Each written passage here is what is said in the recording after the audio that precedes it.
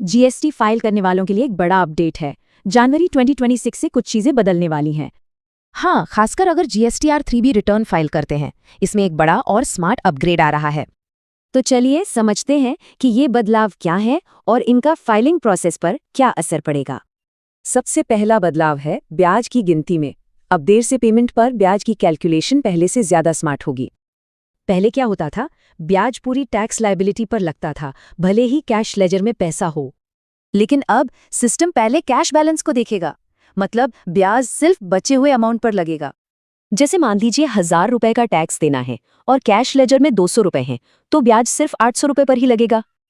हाँ, एक बात ध्यान रखने वाली है, सिस्टम जो ब्याज बताएगा उसे कम नहीं किया जा सकेगा। अब आते हैं दूसरे बड़े बदलाव पर। जीएसटीआर 3B फॉर्म में अब कुछ जानकारी ऑटोफिल होकर आएगी। ये जानकारी टैक्स लायबिलिटी ब्रेकअप टेबल में भरी जाएगी। इसमें पिछले टैक्स पीरियड की सप्लाई रिपोर्ट होती है और ये डेटा आएगा आपकी पिछली जीएसटीआर 1 फाइलिंग से। इससे गलतियां कम होंगी और समय बचेगा। पर हाँ, इसे वेरीफाई करना जरूरी होगा। तीसरा अपडेट जुड़ा है इनपुट टैक्स क्रेडिट यानी आईटीसी के इस्तेमाल से। अब इसमें ज्यादा फ्लेक्सिबिलिटी मिलेगी। पहले आईजीएसटी क्रेडिट से आईजीएसटी लायबिलिटी चुकाई जाएगी, उसके बाद सीजीएसटी और एसजीएसटी क्रेडिट का इस्तेमाल हो सकेगा।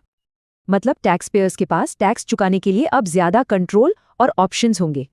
एक और अपडेट उन टैक्स पेयर्स के लिए है जिन्होंने अपना रजिस्ट्रेशन कैंसिल कराया है। अगर फाइनल जीएसटीआर 3B देर से फाइल हुआ तो ब्याज जीएसटीआर 10 यानी फाइनल रिटर्न फॉर्म से लिया जाएगा। तो इन सभी बदलावों का निचोड़ क्या है, आइए फटाफट देख लेते हैं। कुल मिलाकर सिस्टम स्मार्ट हो रहा है, जिससे ब्याज की गणना निष्पक्ष होगी और ऑटोमेशन से काम आसान होगा।